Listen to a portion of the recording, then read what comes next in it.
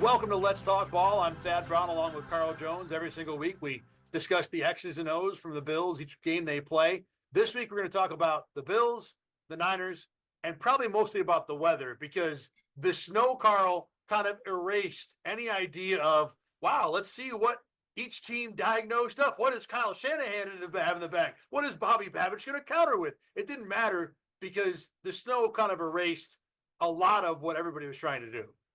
After the game, you and I were in the locker room and just speaking with the players, and especially the defensive guys. It was a huge disadvantage for them. I mean, AJ Epinesa said at some point, like several players said, you got to change cleats. AJ said he couldn't really turn the corner. Like it was frustrating in that regard, but they all said the right answer. Hey, they were playing in it too, so they didn't want to use it as an excuse. But when you watch it back, guys are slipping left and right. They can't cut like they want to, and it's much harder on from a defensive perspective because the offense knows where they're going. So you have to react to that, and reacting to that with a Bills field that isn't heated, as we all know, in that stadium, the snow's coming down on that turf. Both defenses were definitely struggling to move around. When I started watching the Bills offensive film, I think 3 of the 4 first pass plays, there was at least one Niners defensive player who gets off the line of scrimmage and then just goes flat on their face because it's like they're blowing a tire. The feet go out, they go down, and all of a sudden a 4-man pass rush is 3. And yeah, it gets pretty easy to pass protect then. But you're right. It wasn't an advantage to either team. I will say I thought it was an advantage for sure to the Bills because when the Niners started to have to come back and have to find something in the pass game, the weather made it, entirely more difficult for that to happen. But this is not going to be a lengthy discussion, everybody at home, because every single thing we're going to say will have the caveat with, well, the snow made it look this way. It's hard really to just diagnose anything. But the place I want to start with, and I know you were impressed by this too, was Joe Brady, who I thought did a lot of good work during the bye. There wasn't a ton of giant changes, but he certainly cleaned up a couple of things in the run block scheme. He had a nice wrinkle off the zone run that the Bills have been jamming down everybody's throat for weeks. That was the play action throw to James Cook. I think it was early in the first quarter, maybe before the early field, or I think maybe before the Mac Hollins, before the Ray Davis touchdown. That's what the drive was. But regardless, there were things there, Carl, we noticed that Joe Brady certainly got himself in the lab during the bye week and was thinking of new things to make this Bills offense go. Yeah, the Bills, they live in that world of either zone runs or duo. For those at home, duo is basically you just double team the 2 guys in front of you, the guards and the centers. They usually don't do trap and like a bunch of pullers, especially from the end to the inside. First play of the second half, I guess he went and watched some Packers film over the bye week. Dawson Knox comes in and traps the D tackle. I think they get a 7-yard gain off of it. And I'm thinking, okay, I think that's something else that you can put into the tool belt when you face the other defenses down the road where, hey, maybe duo's not working, zone's not working. Maybe we can go to trap stuff. So that was good to see, considering that for the past month or so, you've been clamoring, hey, Joe Brady, let's get more diverse in the run game. Yeah, and he did that, and it wasn't, I don't think you need to expand to something wildly different. Just give me a few wrinkles, and we got plenty of that in this game. Beyond that too, give the offensive line and really everybody who was blocking a ton of credit. Another wrinkle I liked was when the Bills went jumbo. So that's extra offensive line with Alec Anderson. A lot of times they'll go jumbo with tight ends. You'll see when Dalton Kincaid's healthy, it'll be him and Dawson Knox, or it'll be just one tight end. In this game, the Bills ran the jumbo almost exclusively with receivers. It was Khalil Shakir and Mac Hollins. And you know what? Khalil Shakir and Mac Hollins blocking defensive backs this year is better than Dawson Knox and Dalton Kincaid blocking anybody. And look, Kincaid's never a good blocker, but I think Knox is having kind of a down year for him. So why keep banging your head against the wall with that? Run the receivers out. And Hollins and Shakir on more than one occasion opened up holes in this game. The offensive line was very good too. There was one, you talk about what a duo block is. The first part is the double team. The second part is getting an offensive lineman off the double team once the defensive lineman is controlled down to a linebacker. There was one duo, Carl, in this game where Spencer Brown and Connor McGovern doubled initially and then came down, and they both met the linebacker at the exact same time. It was synchronized duo. It was so gorgeous to watch. The Bills, it was absolute eye candy when it comes to offensive line play. And it wasn't just that one play. This offensive line, did what they were supposed to do. And like you pointed out, before we started recording, in the snow, the offensive line is going to have an advantage like that. Yeah, it's hard to anchor down. Like, think about this, for example. It's already hard to have your footing in snow. imagine when you got 4 hands on you as opposed to just 2 as a defensive tackle or a linebacker if you get doubled. It's really difficult as a defender. And no, I'm not over here crying wolf because, I love my defense or whatever. It is, I'm being objective here. It is just really difficult. Even the Bills defender said the same thing. But even the James Cook long touchdown, that was jumbo package. Khalil Shakir, Matt Collins over there. Hey, we'll block our DBs, and James Cook go sprint to the end zone.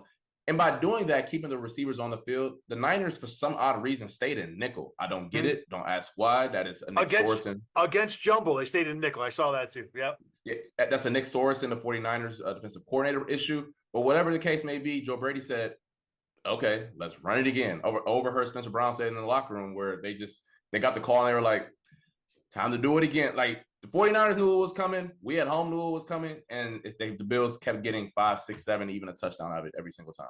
And one of the themes of the film for me in this game was the Niners did not seem nearly as well coached as the Bills were. There were mistakes on both sides of the ball, but just defensively. You talk about that James Cook long rush touchdown. The next run play the Bills run is the same play, and they get 20 off of it. Now, look, I get everybody every once in a while is going to get got in a run game play. It's going to happen. But to give up another chunk after the touchdown you just gave up, that speaks to I like the fact that Joe Brady has the confidence to keep going to things, and he does this a lot.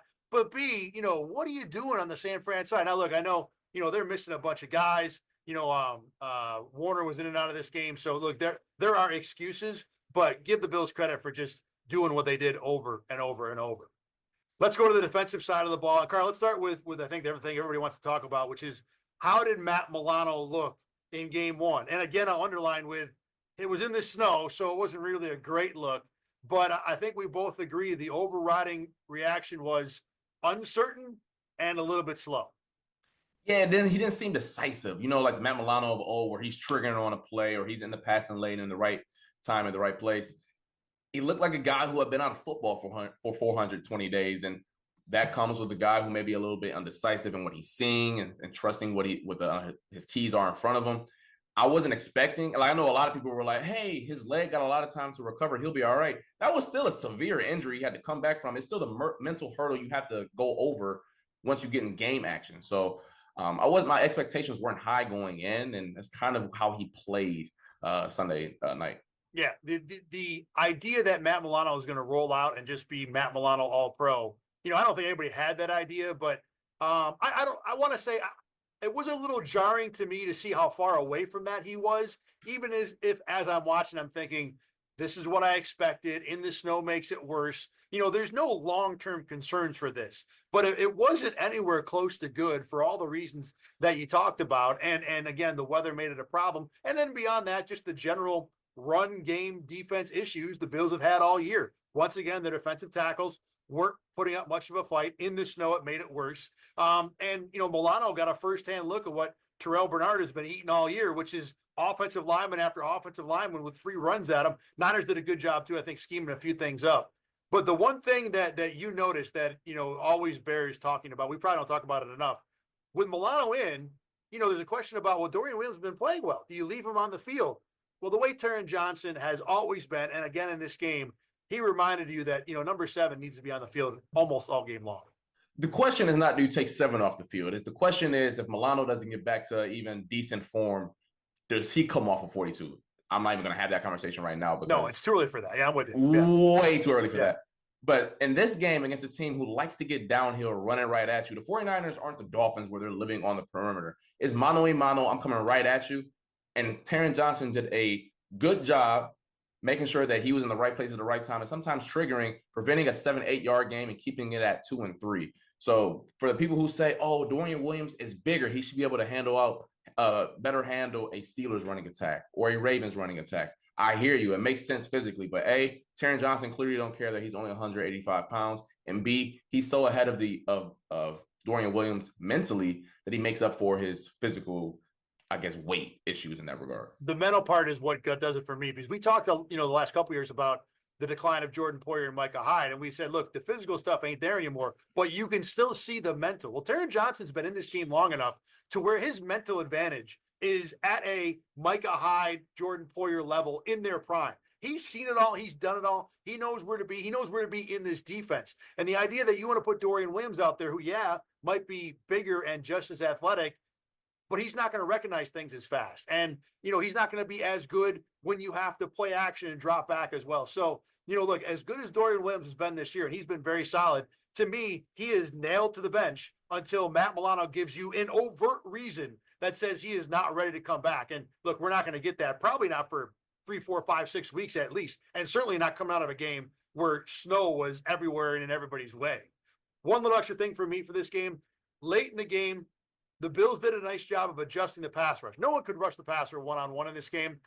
But what Bobby Babbage did is he had guys go with some stunts, some games, and by wrapping defensive linemen around, they did get a couple plays which forced a little bit of pressure. But, for the most part, I thought the Niners, when they got stopped, they were stopping themselves. It was a Christian McCaffrey cross-up in the first drive of the game. McCaffrey, getting injured himself that caused the 5-yard loss to end a drive. This game was about execution on offense because, like you said, the offense knew where to go and the defense didn't. And the Bills, frankly, did a better job top to bottom.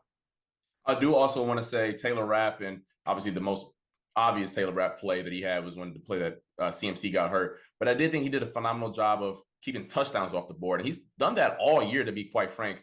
I can think of the Breece Hall play. I can think of that was actually Dorian Williams who kept Jonathan Taylor out of the end zone. But there's been several plays where Taylor Rapp has done a good job of keeping a play at 15 or 20 as opposed to the guy dancing in the end zone. And that happened once again in the 49ers game. Well, he had that one, the one that I think everybody thinks McCaffrey got injured on. That is a play where he's coming from the far side and gets a piece of an ankle. And I don't know if McCaffrey scores, but there's a good chance he does if Rapp doesn't get over there. So, yeah. And I thought wasn't Rapp the Taylor play too? I thought he was at least in on it, right? I mean, I think Williams makes the tackle, but Rapp was down there to slow him up. Yes. That's what. Yeah, I know I went crazy. I'm like, I saw him in the video in some capacity. Yes, because I remember having a conversation with him about that. About like, look, I know it's your job to go down there and make that tackle, but like when you're running with a guy 50 yards downfield and you are the last man, does that click in your head? Do you change anything? And as you would expect, he's like, no, you're just trying to make a play. But he's been very good at that. He saved at least one in this game, one in the Colts game, one in the Jets game, and certainly that Jets game was a big one. And you never know. I mean, the Niners get back to 28-10. If they score there, maybe it's 28-17. You never know what happens. So Rapp has been valuable from that point of view for sure.